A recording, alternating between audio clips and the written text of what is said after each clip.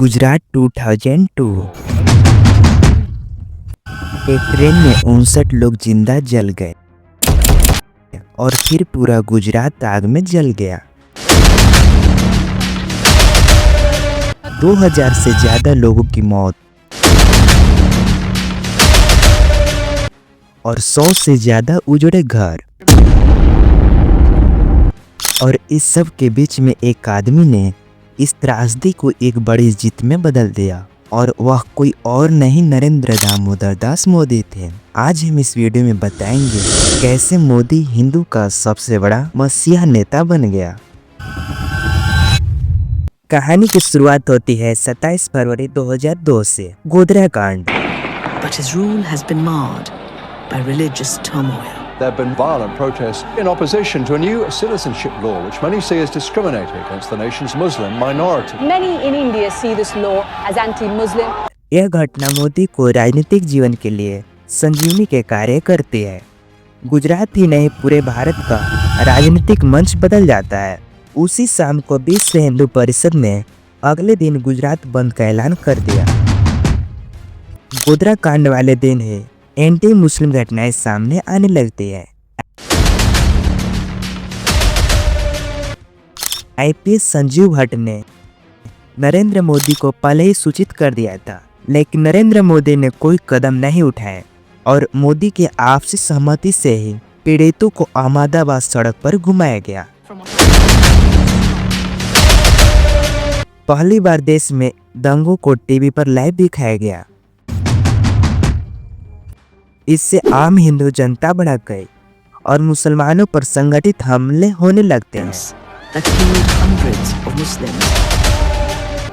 28 फरवरी से 3 मार्च तक लगातार 3 दिन हमले हुए। इन दंगों में 2000 से अधिक लोगों को जान चली जाती है, लेकिन मोदी ने जघन्य अपराध के पक्ष में था। 1 मार्च को जी न्यूज चैनल पर इंटरव्यू देते हुए मोदी ने बोला, न्यूटन के लॉ क्रिया प्रतिक्रिया हो रहा है।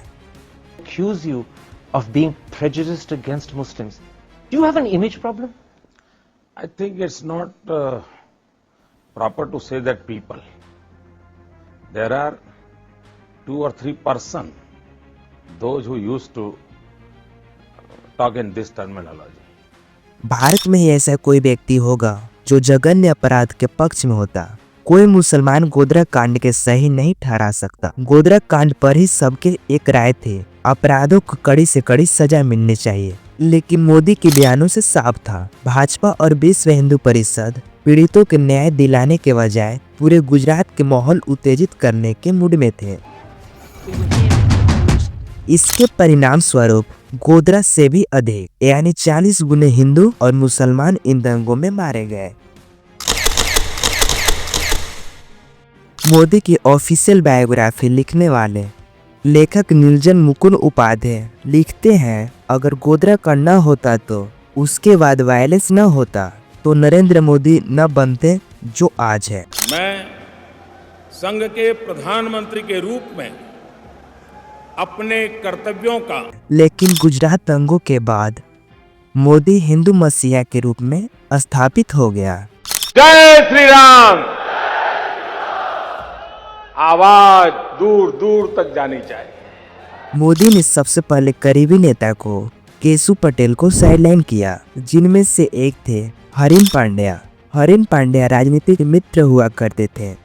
गुजरात दंगों के जांच में हरिन पांड्या के नाम न जाहिर होने के शर्त पर इस क्रिमिनल केस के सामने मोदी के खिलाफ गवाही दी थी। हरिन पांड्या ने गवाही में बताया, मुख्यमंत्री की यहाँ एक मीटिंग हुई थी। सीनियर अधिकारी को निर्देश दिए थे हिंदुओं को अपना आक्रोश निकालने दे, लेकिन मोदी के खुफिया यंत्र से यह खबर मोदी तक पहुंच जाती है। 2 महीना के अंदर ही मोदी ने हरिन पांड्या को कैबिनेट से इस्तीफा देने के लिए मजबूर कर दिया। आगे चल के मोदी ने हरिन पांड्या को राजनीतिक रूप से पूरी तरह मिटा दिया। दरअसल इस दंगे के बाद अटल बिहारी वाजपेयी ने मोदी को सीएम पद से हटाने का विचार कर रहे थे, लेकिन मोदी को आडवाणी और आरएसएस का समर्थन प्राप्त था, इसलिए मोदी ने पद से नहीं हटे और मोदी ने गुजरात में गौरव यात्रा शुरू कर दिया। इस यात्रा के प्रभाव से मोदी एक हिंदू का मसीहा नेता उभरे। इससे गुजरात विधानसभा में 182 सीट में 127 सीट मिलती है। वहीं कांग्रेस 51 सीट जीत पाती है।